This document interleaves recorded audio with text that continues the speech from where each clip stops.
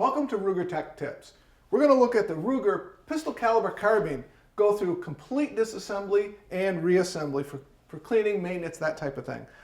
Before I begin, I want to make sure that the rifle and magazines are completely unloaded. So I'm going to pull my charging handle to the rear and engage my bolt lock that bolt to the rear, and I'm going to check my chamber to make sure that's empty.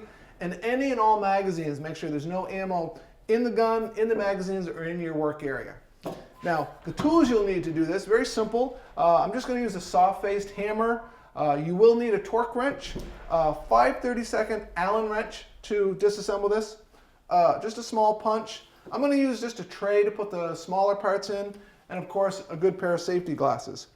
So to begin with, I want to remove this is a takedown, so I want to remove my barrel assembly. So I'm just going to pull my takedown lever forward, give my barrel assembly a twist, pull it forward, and separate the barrel assembly. I'm going to take my fore end off. Again, this is the 5/32. You're going to unscrew that, loosen that screw up. Now the screw is going to come loose, but it's not going to come completely out. It's retained in the fore end, so you can't lose the screw.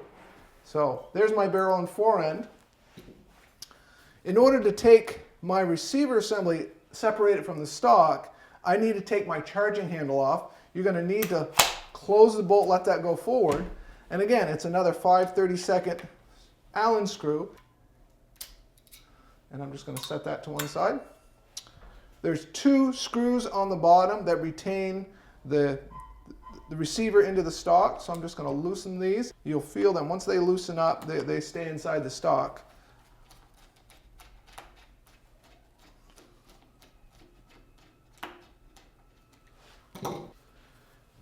Then you can just separate these two. And I'm just going to set the stock assembly to one side. We have two pins that hold our trigger group in, very similar to the 1022, almost identical type setup. I'm just going to push those two pins straight on through. They are identical, you can't mix those up, does not matter. That gets the trigger group assembly out of there. From there, inside I have my bolt assembly.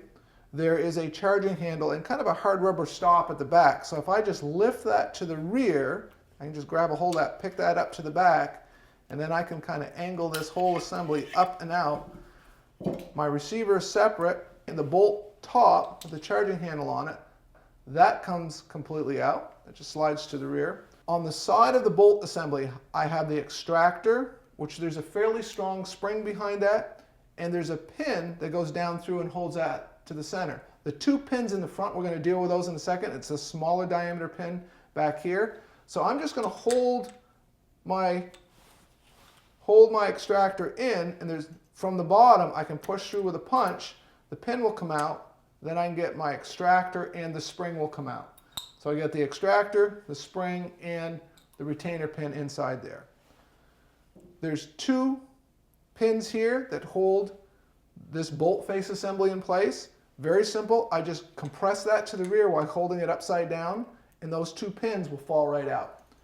I can pull this whole face forward, that comes out, set that to one side. That exposes your firing pin and firing pin spring. I can take those out.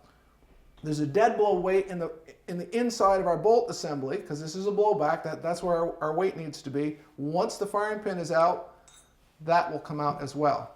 So that is everything. Congratulations, you've completely disassembled your Ruger pistol caliber carbine. Thanks for watching this Ruger Tech Tip.